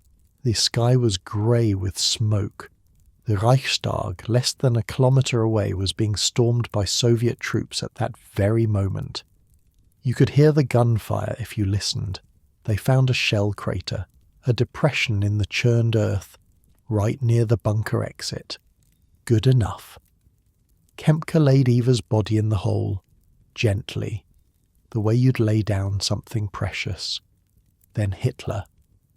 Linger had taken one end, 2 officers from the bodyguard the other. They carried him out wrapped in a grey army blanket, face covered, just another body among the thousands that littered Berlin that day. They placed him next to Eva, husband and wife, together in a hole in the ground. The gasoline was ready. Cans that had been drained from vehicles in the garage, carried up for exactly this purpose. They poured it over the bodies, soaked the blankets, soaked the clothes. The smell of petrol mixed with cordite and smoke from the burning city. Now they needed fire. The wind was fierce. That was the problem. Updrafts from the fires burning all over Berlin, swirling through the garden, making it impossible to light a match. Every flame they tried blew out before it could catch. Ling went back inside, found some signal papers, the kind used for sending messages, twisted them into a torch, brought them back up. Bormann took the torch, lit it somehow in that howling wind, and threw it onto the gasoline-soaked bodies.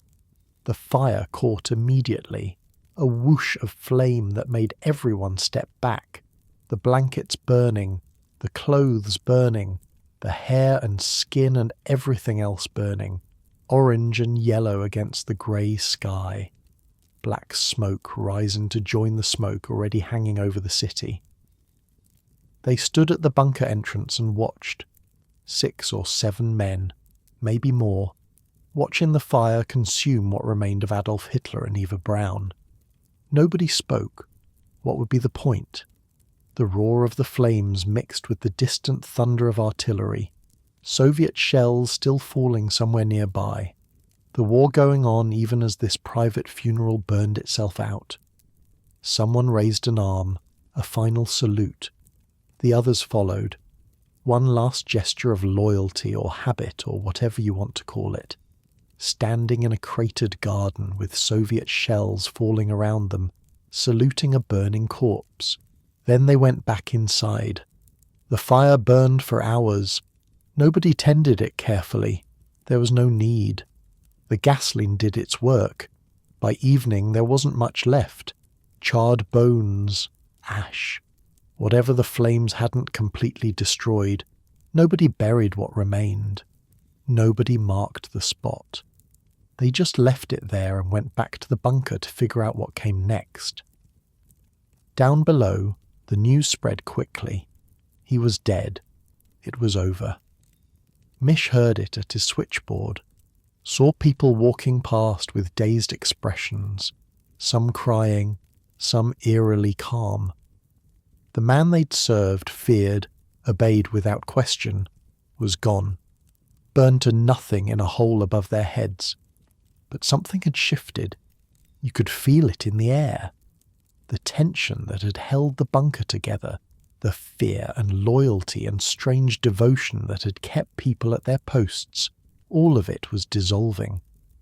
People moved differently now, spoke differently, looked at each other with eyes that were calculating escape routes instead of waiting for orders. Some people felt relief. They admitted it later, years afterward. The spell was broken. The hold he'd had over them, the strange power that had kept them loyal even as everything collapsed, was gone. They could think clearly for the first time in years, and what they thought was, I need to get out of here. Escape plans formed. People gathered in small groups whispering about routes through the city, about where the Soviet lines might be thinnest. Most wouldn't make it. The city was surrounded. The streets were death traps. But at least now they could try. At least now there was nobody ordering them to stay. Others stayed, too tired to run, too afraid of what waited outside, too loyal, even now, to abandon the bunker.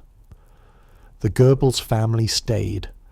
That night, while escape groups formed and dispersed into the burning city, Josef and Magda Goebbels sat with their children in the upper bunker, all 6 of them: Helga, Hildegard, Helmut, Holdine, Hedwig, Heidrun, aged 12 down to 4.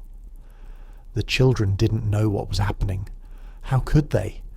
They'd been told they were safe here. They'd been told everything would be fine.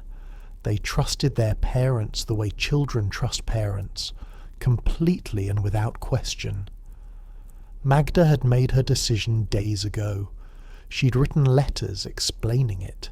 Her children could not live in a world without National Socialism. They could not grow up in the ruins of everything she believed in. Better for them to die here, with her, than face what was coming. It's hard to write about this. Hard to find words that don't either minimize or sensationalize what happened. 6 children who had done nothing wrong, who had no choice in any of this, who were murdered by the people who should have protected them. On May 1st, Magda gave them something to help them sleep, a sedative in their evening drink. One by one they drifted off, peaceful, trusting. Then she went to each bed, placed a cyanide capsule in each mouth, crushed it between their teeth. They died without waking, without knowing, without any chance to understand what was happening or why. Helga, 12 years old. Hildegard, 11. Helmut, 9. Holdine, 8.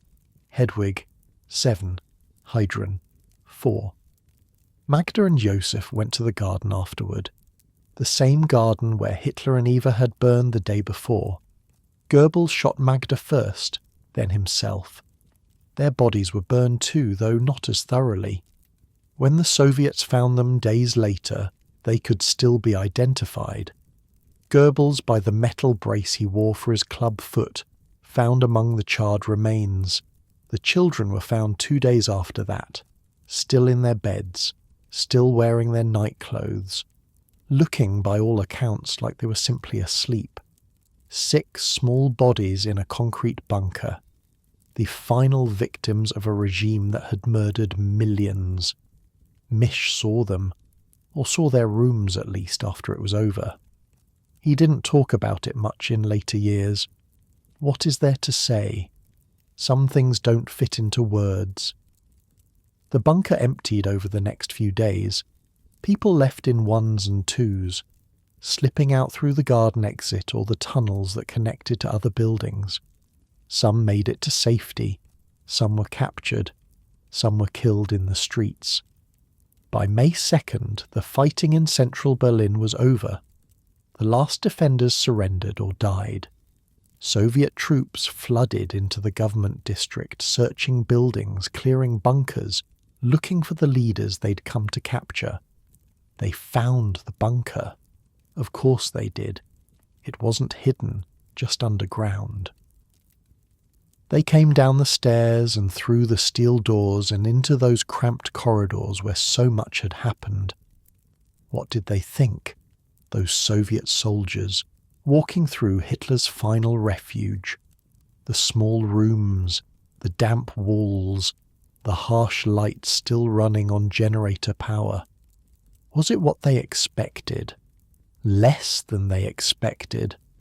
They found the bodies of the Goebbels children, found papers and documents left behind in the chaos, found evidence of what had happened, though the full story would take years to piece together. The search for Hitler began immediately. Where was the body? Had he escaped? Was he dead? Or had the whole thing been staged? Stalin didn't believe he was dead, or claimed not to believe it.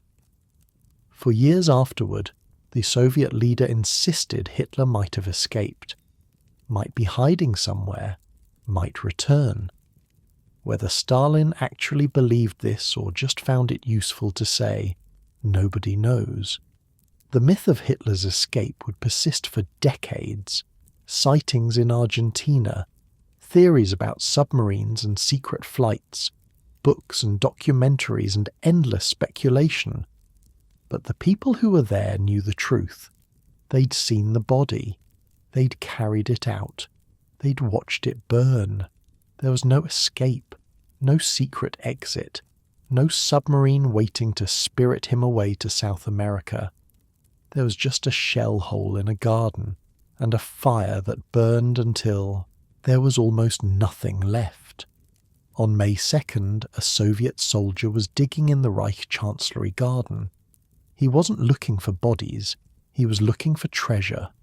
The Nazis were famous for hoarding valuables, and soldiers with shovels are seen finding gold and jewellery in the strangest places. Why not here, in the garden of Hitler's headquarters? What he found instead was a jawbone, charred, partially destroyed, but unmistakably human, and attached to it a bridge of metal and porcelain teeth that would turn out to be the most important piece of evidence in proving how the war ended. The soldier reported his find. Within hours, Smersh had taken over. Smersh, the Soviet military counterintelligence unit, whose name literally meant death to spies. These were the people Stalin trusted to find out what had really happened in the bunker. They weren't gentle, they weren't patient, and they were very, very thorough. There was competition for the bunker site. Different Soviet units wanted control. The 5th Shock Army had technically liberated the Chancellery, but Smersh, which reported directly to Stalin, muscled in. They weren't going to let anyone else take credit for finding Hitler. The first thing they did was dig. The shell crater where the bodies had been burned was excavated carefully, sifted for anything that might have survived the fire. They found fragments, bone, ash, pieces of cloth that hadn't completely burned, and those teeth. 13 bodies were eventually recovered from the garden, charred remains in various states of destruction. Most could be identified relatively easily. Goebbels by his leg brace, Krebs by his uniform insignia. But which one was Hitler? The problem was identification. How do you prove that a handful of charred bones and a jawbone belong to the most wanted man in the world? The answer, it turned out, was dentistry. Hitler had terrible teeth. This was well known. Years of neglect, combined with his vegetarian diet and his habit of eating sweets, had left his mouth a disaster. His dentist, Hugo Blaschke, had spent years trying to save what was left, building elaborate bridges and crowns to hold everything together. The result was a mouthful of metalwork that was almost impossible to duplicate.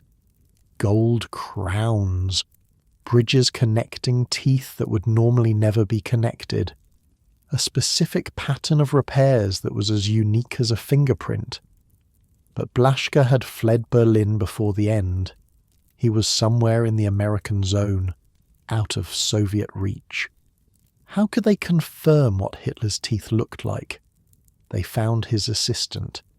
Käthe Heusemann was a dental technician who had worked with Blaschke for years.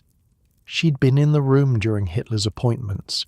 She'd helped build those bridges and crowns. She knew that mouth as well as anyone alive. The Soviets brought her in on May 11th, sat her down in a room, gave her paper and pencil, and asked her to draw Hitler's teeth from memory. She did.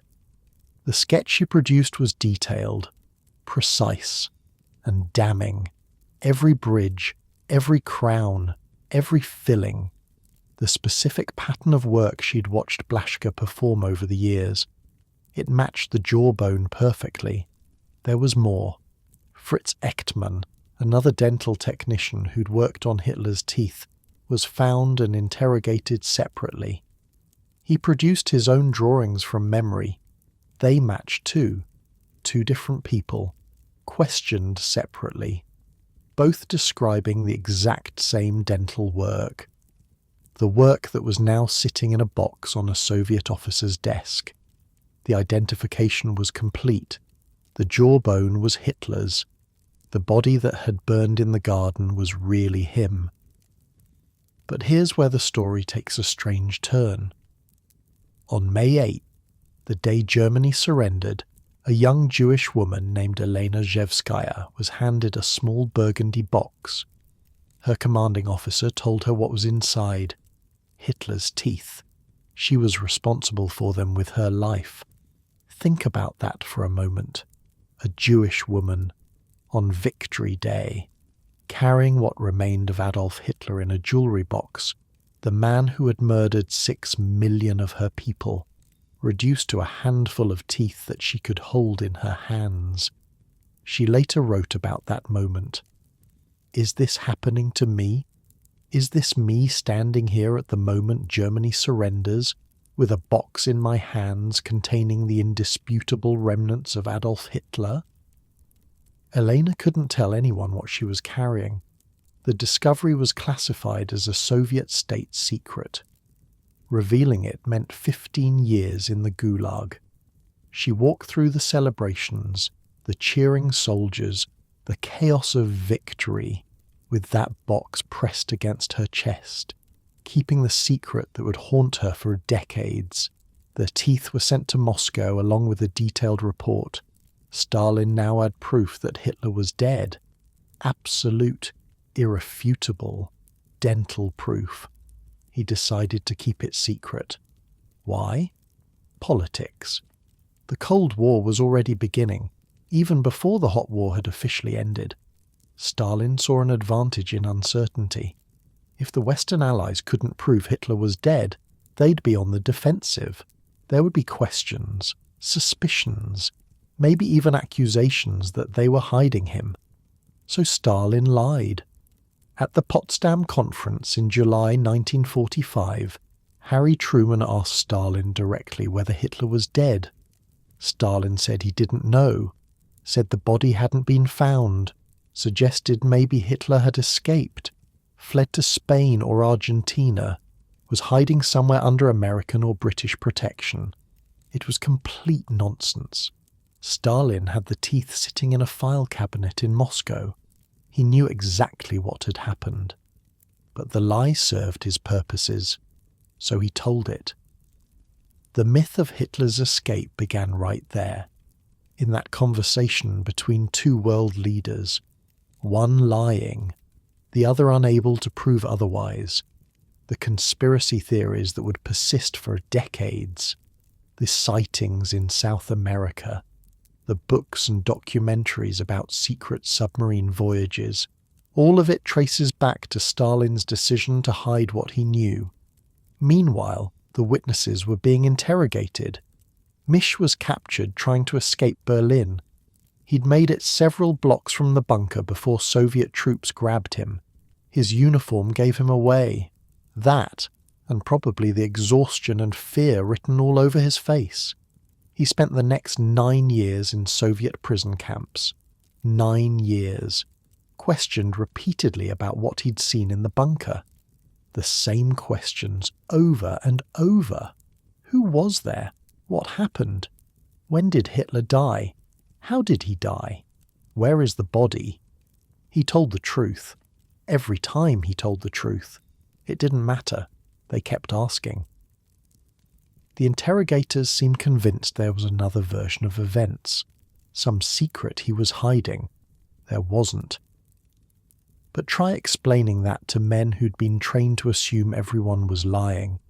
Ling was captured too. Günscher, Kempka, Axmann, everyone who'd been in that bunker, everyone who'd seen the bodies or helped burn them, was hunted down and brought in for interrogation. The Soviets were methodical. They tracked down secretaries, guards, kitchen staff, anyone who might know anything. The interrogations weren't gentle. These weren't polite interviews with coffee and comfortable chairs. These were brutal sessions that went on for hours, days, weeks. Sleep deprivation, threats, physical abuse in some cases, the kinds of pressure that would break most people. And yet the witnesses all told the same story. Hitler shot himself. Eva took poison. The bodies were burned in the garden. Linger wrapped them in blankets. Bormann helped carry them out. The gasoline was poured. The match was lit. The fire burned. No contradictions. No alternate versions. No one cracking under pressure and admitting it was all staged. Year after year, interrogation after interrogation, the story stayed the same. If Hitler had escaped, if there had been some elaborate deception, it would have come out. Someone would have broken. Someone would have told a different story just to make the questioning stop. But they didn't, because there was no other story to tell. Käthe Häusermann paid a terrible price for her cooperation. After identifying the teeth, she expected to go home. Instead, she was detained. The Soviets couldn't risk having a witness who could confirm Hitler's death walking around freely, potentially talking to Western journalists. She spent nearly 10 years in Soviet captivity, first in comfortable conditions, almost like a guest. Then, when she tried to leave, in prisons and labour camps. Her crime was knowing too much about something Stalin wanted to keep secret. When she was finally released and returned to West Germany, she was 45 years old. Her fiancé had married someone else. Her career was gone. Her life had been stolen by the simple act of drawing a diagram of a dead man's teeth. Elena Zhevskaya kept her silence for years. The state secret weighed on her. She'd been there. She knew the truth, but she couldn't tell anyone. In 1961, she found a way to smuggle the story into one of her books, sneaking it past Soviet censors who didn't recognize what they were approving. Later, after the Soviet Union fell, she wrote openly about carrying that box through the streets of Berlin, about what it meant to be a Jewish woman holding the last remains of Adolf Hitler. She died in 2017, having spent most of her life carrying a secret that should have been shared with the world from the beginning. The remains themselves had a strange journey.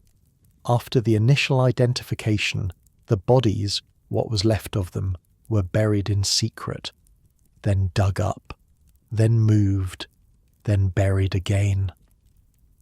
The Soviets were paranoid about anyone finding them, about the grave becoming a shrine for neo-Nazis.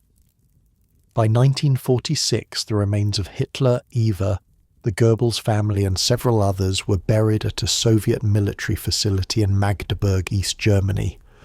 They stayed there for nearly 25 years, mouldering in an unmarked grave while the world above argued about whether Hitler was really dead. In 1970, the KGB decided to get rid of them once and for all. The Magdeburg facility was being transferred to East German control. The Soviets didn't want to leave any trace behind. A team exhumed the remains one last time. What was left, bones and fragments that had already been burned once in the Chancellery Garden, was cremated again, completely, thoroughly, until there was nothing but ash. That ash was collected and driven to a bridge over the Biederitz River, a small tributary of the Elbe, and there, quietly, without ceremony, the last physical remains of Adolf Hitler were dumped into the water and washed away. Almost. The teeth stayed in Moscow, the jawbone too. Evidence too important to destroy, even if everything else was gone. They're still there today, in a Russian state archive. Hitler's teeth, sitting in a box in a filing cabinet, the final proof of how the war ended. In 2017, a French forensic scientist named Philippe Charlier was given access to those remains, the first Western scientist to examine them in decades. He brought modern techniques, electron microscopes, analysis methods that didn't exist in 1945. His findings were definitive. The teeth matched Hitler's dental records perfectly. The bridge work was exactly as Häusermann and Echtmann had described. Under the microscope, Charlier even found plant fibers in the tartar, consistent with Hitler's vegetarian diet. The teeth were genuine. They weren't a forgery. They couldn't be. Charlier published his results in the European Journal of Internal Medicine. "We can confirm that Hitler died in Berlin in 1945, he wrote, "not in Brazil at 95, not in Japan, not in the Argentine Andes. The proof is scientific, not ideological." So there it is, the evidence, the teeth that survived the fire, the witnesses who told the same story for 50 years, the Soviet investigators who knew the truth from the beginning and kept it secret for their own reasons. Hitler died in that bunker on April 30th, 1945, shot himself in the head while his wife of 40 hours bit down on a cyanide capsule beside him.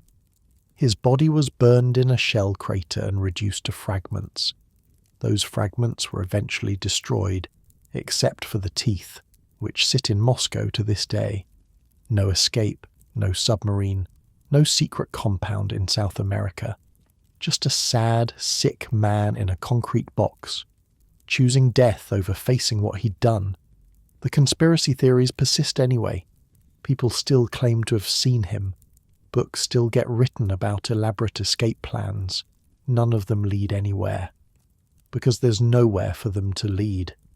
The FBI investigated reported sightings for years, following up on tips from Argentina and Brazil and Paraguay.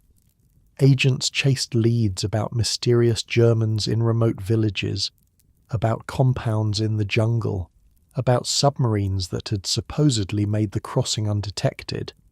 They found nothing, because there was nothing to find. The man was dead, had been dead since that afternoon in the bunker. Part of the answer for why the myths persisted is Stalin's disinformation campaign. By keeping the truth secret, by actively spreading doubt, he created a vacuum that conspiracy theories rushed to fill. Once those theories took root, they proved almost impossible to dislodge. People wanted to believe in the escape. It made a better story than the mundane reality of suicide in a bunker. And maybe there's something else too. Maybe we don't want to believe that monsters can die so easily, that a man responsible for so much suffering could just put a gun to his head and end it. There's something unsatisfying about that ending. We want him caught, tried, forced to face what he did. We want justice, whatever that means.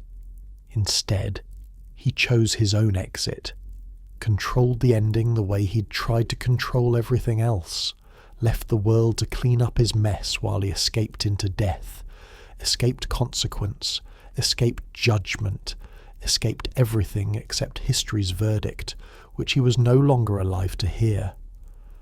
Maybe that's why the myths persist, because the truth is too simple and too unfair. But the truth is the truth, whether we like it or not. And the truth was sitting in a burgundy box on V-Day, carried through the streets of Berlin by a Jewish woman who couldn't tell anyone what she held in her hands. The only mystery was why it took so long for the world to accept it.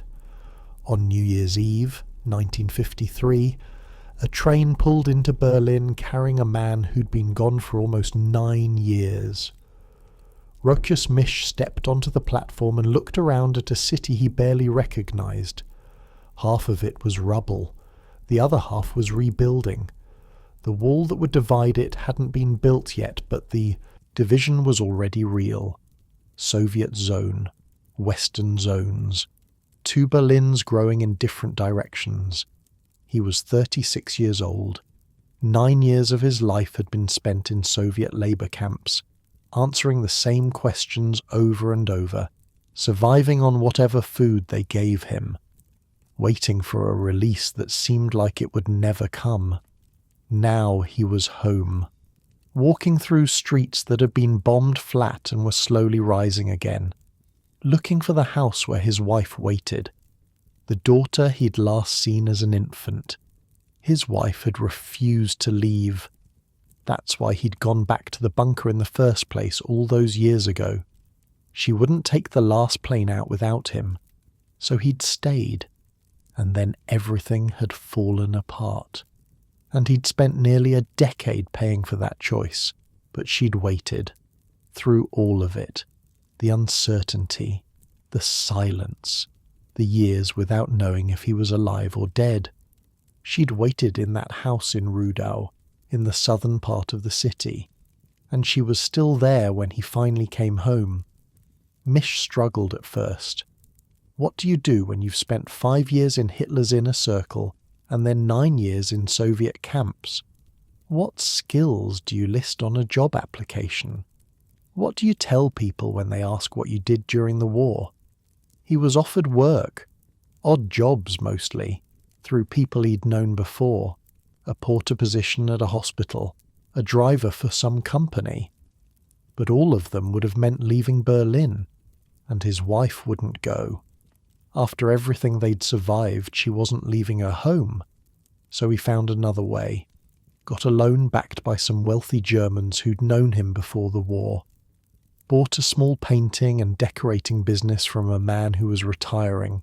House painting, wallpaper. The kind of honest, ordinary work that had nothing to do with bunkers or switchboards or the end of the world. He ran that shop for over 30 years, built a life, watched his daughter grow up, became a grandfather, just a regular man in a regular house, less than 4 kilometers from the place where he'd watched history collapse. For decades, nobody much cared about Rochus Misch. He was just another veteran, another survivor, another old man with stories nobody wanted to hear. Germany was busy rebuilding, busy forgetting, busy becoming something new. The war was over. People wanted to move on. The bunker, meanwhile, sat underground and rotted. After the war, the Soviets had levelled everything above ground. The Reich Chancellery, that massive building where so many terrible decisions had been made, was demolished stone by stone. The rubble was hauled away, the ground was cleared, but the bunker itself was harder to destroy. In December 1947, Soviet engineers tried to blow it up. The explosions damaged some of the interior walls, collapsed a few ceilings, but the main structure held. 4 meters of reinforced concrete doesn't give up easily. They tried again in the 50s. More explosives, more demolition crews. They managed to destroy some sections, fill in some tunnels, but the core of the bunker remained. It was easier to just bury it, cover it over, pretend it wasn't there, which is what they did. The land above the bunker became part of East Berlin. The wall went up in 1961, cutting the city in half, and suddenly that patch of ground was in a death strip. No one built anything there. No one dug. The bunker sat in darkness, flooded with groundwater, slowly decaying but never quite disappearing. In 1972, the Stasi got curious. The East German secret police had heard rumours about tunnels, about underground passages that might connect to West Berlin, potential escape routes. They sent teams to investigate the area around Wilhelmstrasse, digging carefully, mapping what they found. They found the bunkers, not just the Führer bunker, the whole complex of underground structures that had honeycombed that part of Berlin during the war. Air raid shelters, command centres, storage rooms, and documents, thousands of them. 15,000 pages of Nazi paperwork, water damaged but still readable, sitting in the darkness where they'd been left in 1945. The Stasi documented everything, took photographs, drew maps, filed reports. Then they sealed it all up again and classified the findings, state secret. No one needed to know that Hitler's bunker was still down there, mostly intact right under their feet. The wall came down in 1989. And suddenly, everything changed. Berlin was reuniting. The empty spaces that had been death strips were now prime real estate. Developers moved in. Construction cranes appeared. The city was being reborn, and nobody wanted to wait. In 1988 and 89, construction crews digging foundations for new apartment buildings broke through into the bunker complex. They weren't looking for it, weren't even aware it was there, just hammering through what they thought was solid ground, and suddenly finding themselves in underground rooms that hadn't seen daylight in 40 years. The discovery created chaos on the construction sites. Work stopped. Officials were called. Nobody knew quite what to do. Here was this thing, this piece of history that everyone had tried to forget, suddenly exposed to the light again. The Vorbunker, the upper section, was in surprisingly good condition. The ventilation pipes were still in place. The walls were still tiled. Metal safes stood upright in corners, rusting but intact. In some rooms, you could still see the original paint on the walls, still smell the decay of 40 years of abandonment. The Führer bunker, deeper down, was more damaged, flooded. The interior walls had been destroyed by the demolition attempts, but the shell remained. The concrete box where Hitler had spent his final weeks was still there, waiting. Water had seeped in through cracks, creating pools on the floor. Debris floated in the darkness, but the basic structure had survived everything the Soviets had thrown at it. A photographer named Robert Conrad managed to get inside during this period. He broke in over 30 times, risking arrest, crawling through construction sites and flooded tunnels to document what he found. His photographs showed damp concrete walls, debris-filled corridors, the skeletal remains of the infrastructure that had once kept the bunker running. He photographed ventilation shafts and electrical conduits, doorways leading to flooded rooms, staircases descending into blackness. The images were haunting, beautiful in a terrible way. This was what remained of the place where World War II had effectively ended. This was what time and water and neglect had done to Hitler's final refuge. It was a time capsule, a horrifying, fascinating glimpse into the final days of the Reich, and the German government had no idea what to do with it. The debate was fierce. Some people wanted to preserve it, turn it into a museum, a memorial, a place where people could learn about what had happened. History shouldn't be buried, they argued. People needed to see where these things had occurred. Understanding required confrontation. Others wanted it destroyed completely, erased from the earth, leaving no trace that might attract neo-Nazis or serve as a shrine to Hitler's memory. Germany had worked hard to move past its Nazi era. Why create a tourist attraction around the place where Hitler died? Why give extremists a gathering point? In the end, they chose erasure. The exposed sections were demolished. What remained was filled with concrete and sand, sealed off, buried under the foundations of new buildings. The construction continued. Apartment blocks went up. A parking lot was paved over the spot where the garden had been. By the late 90s, there was nothing left to see. Just ordinary Berlin streets, ordinary buildings, ordinary people living ordinary lives on top of one of the most infamous locations in human history. Misch watched all of this from his house in Rudow. He was in his 70s by then, 80s, still running his shop, still telling his stories to anyone who asked. After the bunker was rediscovered, the questions started coming more frequently. Journalists, historians, documentary filmmakers, they wanted to talk to the last witness, the man who'd been there, who'd seen it all, who could describe what it was like in those final days. Misch talked. That was his nature. He'd spent 9 years being forced to talk by Soviet interrogators, and now he talked willingly, almost compulsively. He gave interviews, wrote a memoir, consulted on films. His perspective was strange and sometimes troubling.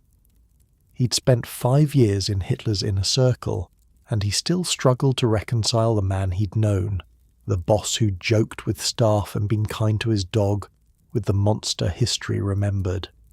He was no brute, Misch would say in interviews. He was no monster. He was very normal. This made people uncomfortable. How could anyone describe Hitler as normal? How could someone who'd been there, who'd seen the end, still speak about him with something approaching fondness? But maybe that was the point. Maybe that was the most disturbing truth of all, that the man responsible for so much horror wasn't a cartoon villain, wasn't a demon with horns, was just a person who could be normal and kind in private moments while ordering atrocities on an industrial scale. Misch claimed he didn't know about the Holocaust until after the war.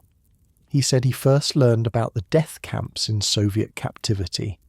This seems impossible to believe, and many historians don't believe it.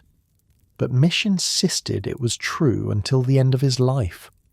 What we know is that he kept his head down, did his job, didn't ask questions, connected phone calls and delivered messages and tried not to think about what those calls and messages might mean. He survived by not knowing, or by choosing not to know, or by knowing and pretending otherwise. The distinction may not matter. His wife developed Alzheimer's in her later years. She died in 1998. Misch kept running his shop until he finally retired in his late 60s. He stayed in the same house, the one he'd moved into when he came home from the camps, never left Berlin. In 2004, a German film called Downfall was released. It depicted Hitler's final days in the bunker. Misch's character was in it. He watched the film and laughed at parts of it, said it was too dramatic, too loud. Everyone whispered in the bunker, he told interviewers. It was a death bunker. Nobody screamed. He died on September 5th, 2013. He was 96 years old, the last survivor of the bunker, or at least the last one anyone knew about. A few years later, it turned out there was one more. Johanna Roof, who'd been a 15-year-old nurse in the bunker during those final days, was still alive. She'd never sought publicity, never given interviews, just lived quietly until her death in 2023 at 94. But Misch was the one people remembered, the telephone operator who'd sat in his doorless room and connected calls while history ended around him, the witness who'd watched the bodies being carried out and the fire being lit, the man who'd somehow survived it all and lived to tell the story for another 7 decades. The bunker he'd worked in was gone now, or mostly gone. Parts of it probably still exist down there, beneath the parking lot and the apartment buildings, sealed off, flooded, slowly crumbling in the darkness. But the exact location had been pinpointed now.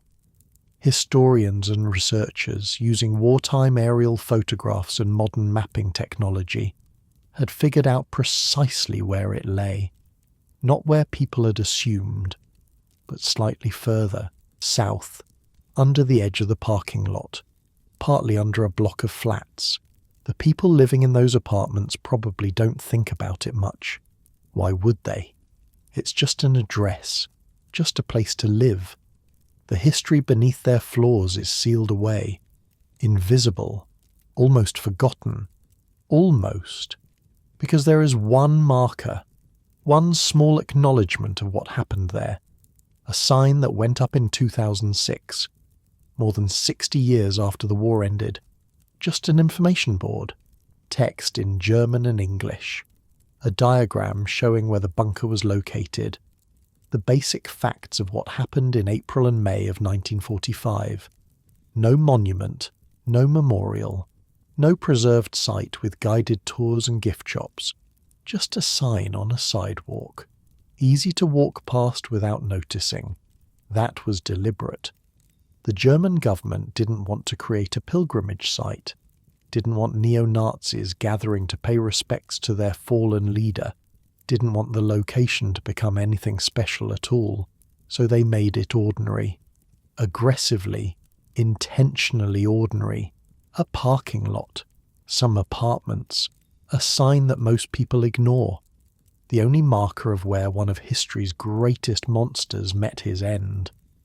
But there's something else in that neighbourhood. Something that wasn't there in 1945. Something that changes everything about how we should think about that patch of ground. A memorial. A real one. Just a stone's throw from where the bunker lies buried. And that memorial isn't for Hitler. Walk a few hundred meters from that parking lot and the landscape changes completely. You'll find yourself standing at the edge of a field. Not grass, not trees, something else entirely. Concrete blocks, thousands of them. Grey and silent, arranged in a grid that stretches across nearly 5 acres of central Berlin. Some are barely ankle high, others tower over your head. They rise and fall like waves frozen in stone. This is the memorial to the murdered Jews of Europe. 2,711 blocks of concrete, placed here to remember the 6 million people who died because of decisions made in bunkers and chancelleries and offices not far from this very spot. The memorial opened in 2005, exactly 60 years after the war ended. 60 years of debate about what to build, where to build it, how to remember something so enormous that traditional memorials seemed inadequate. The architect, Peter Eisenman, designed it without symbols, no stars of David, no eternal flames, no statues of suffering, just concrete and space and the feeling of being lost. That was intentional. Walk into the field, and the ground slopes beneath you. The blocks grow taller, the paths narrow. Suddenly you can't see over the tops anymore, can't see the city around you, can't see other visitors just a few rows away. You're alone, disoriented. The sounds of traffic fade. Your own footsteps echo off the grey walls pressing in on either side. It's uncomfortable. It's supposed to be. Eisenman wanted visitors to feel something of what it meant to be lost, to be trapped in a system that made no human sense, to walk paths that seemed orderly from above but felt chaotic from within. Children sometimes run through the memorial, playing hide and seek among the blocks. Their laughter echoes strangely off the concrete. Some people find this disrespectful. Others see it as a kind of victory. Life continuing, joy persisting. The opposite of everything the Holocaust was meant to achieve. If you watch the children long enough, you realize something. The people who built this place, the Nazis, they wanted silence, they wanted absence, they wanted certain kinds of people to simply cease to exist, to be erased not just from life but from memory. And here are children, running, laughing, alive, Jewish children, German children, children from everywhere, playing in a memorial built on ground where the people who wanted them dead once held power. That's not disrespect, that's defiance. The blocks have no names on them, no dates, no inscriptions explaining what each one represents. They're deliberately anonymous. Just like so many of the victims, people who died without graves, without markers, without anyone left to remember their names. But underneath the field, there's more. A staircase leads down into an information centre buried beneath the concrete. Down there, the anonymity ends. Down there, the the 6 million become individuals again. There's a room called the Room of Names. It's dark, quiet. On the walls, names are projected, the names of known victims, each one read aloud by a recorded voice, along with a brief biography. Born in Warsaw, 1923. Deported to Auschwitz, 1942. Murdered. The recording runs continuously.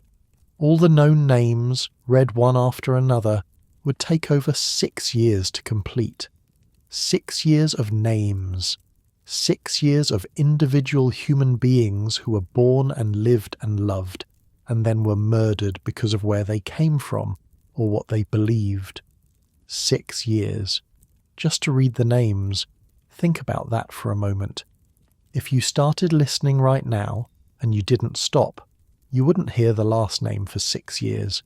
Every day, all day, name after name after name, and those are just the ones we know about. The ones whose names were recorded somewhere, whose existence was documented, whose deaths left some trace in the bureaucracy of murder. Millions more died anonymously, burned, gassed, shot, starved, their names lost forever. The memorial sits on land that was empty during the war. It wasn't chosen for any historical connection to the Holocaust itself. It was chosen because it was available, because it was central, because Berlin needed a place to remember. But here's the thing nobody planned. When you stand at the southern edge of the memorial, at the corner nearest the Tiergarten, you're less than 200 meters from the spot where Hitler's bunker lies buried, the parking lot where his body was burned, the unremarkable street where one of history's greatest horrors began its final chapter. 200 meters, maybe a 3-minute walk. On one side, nothing. A parking lot. A small information board that most people walk past without reading. No memorial, no monument, no acknowledgement beyond a few lines of text and a diagram. On the other side, 2,711 concrete pillars covering 5 acres. Visited by millions of people every year, standing as permanent witness to the crimes committed by the man who died in that bunker. The perpetrator gets a parking lot. The victims get a memorial. There's something fitting about that. Something right. The man who wanted monuments built to his 1,000-year Reich, who dreamed of architecture that would last for millennia, who imagined himself remembered forever as the greatest leader in history. That man gets an anonymous patch of asphalt where people park their cars and buy bubble tea. There's probably someone parking there right now, someone who has no idea what happened beneath their wheels, someone checking their phone or adjusting their mirror or thinking about what to have for dinner. Normal life, ordinary moments, on top of extraordinary horror, while his victims, the ones he tried to erase from history, the ones he murdered by the millions, they get the memorial, they get the names read aloud, they get the concrete pillars rising toward the sky. History has a sense of justice sometimes, not often, but sometimes. If you visit Berlin today, you can walk this route yourself. Start at the memorial. Spend some time among the concrete blocks. Go underground and listen to the names. Then walk south. Past the embassies and the government buildings and the tourists taking photographs. The walk takes about 10 minutes if you don't stop, but you probably will stop. There's a lot to see in this part of Berlin. A lot of history layered on top of more history. Eventually you'll reach a street called In den Ministergärten. Nice apartments, a Chinese restaurant, a parking lot, normal Berlin. The kind of street you'd walk down without a second thought if you didn't know what was underneath it. Look for the information board. It's easy to miss. Just a sign on a metal pole with text in German and English. Most people walk right past it. They're heading somewhere else, looking at their phones, thinking about lunch. The sign doesn't demand attention. It just offers information to anyone who wants it. Stand there for a moment if you ever visit. Think about what happened in this place 80 years ago. The concrete rooms underground, the people trapped in them, the decisions made, the bodies burned. Think about Misch at his switchboard, Eva signing her new name, the children playing in the corridor, the gasoline being poured, the fire catching. Then look around at what's there now. Parents pushing strollers, people walking dogs, the everyday business of a city that has moved on, that has rebuilt, that has chosen to remember its victims while forgetting the man who created them. Misch is gone now. He died in that same house in Verdun where he'd lived since the Soviets released him, less than 4 kilometers from the bunker where he'd once sat at his switchboard. 96 years old, the last witness, or the last one anyone knew about, Elena Zhevskaya, the woman who carried Hitler's teeth through the streets of Berlin on Victory Day. She's gone too. She spent decades trying to tell her story, fighting Soviet censors, smuggling the truth into her books. She died in 2017, finally free to say what she'd seen. Käthe Häusermann, who drew the diagram that proved the identification, who spent 10 years in Soviet captivity for knowing too much. Linger, who wrapped the bodies in blankets and carried them up the stairs. Günsche, Kempka, Bormann, all of them gone. Soon there will be no one left who was there, no one who saw it with their own eyes, no one who can say, "I remember." Then it will be just us, the ones who came later, the ones who have to decide what to do with this history, how to carry it forward, how to make sure it isn't forgotten. The bunker is sealed, the bodies are gone, the teeth sit in an archive in Moscow, but the story remains. A parking lot in Berlin where something terrible ended, a memorial nearby where something terrible is remembered, an ordinary city going about its ordinary business on top of extraordinary history. That's how it is with most places if you think about it. Layers of time stacked on top of each other, the present covering the past, covering the deeper past. We walk over history every day without knowing it, but sometimes it's worth stopping, worth looking down, worth asking what happened here, and what it means that we're standing in this spot now.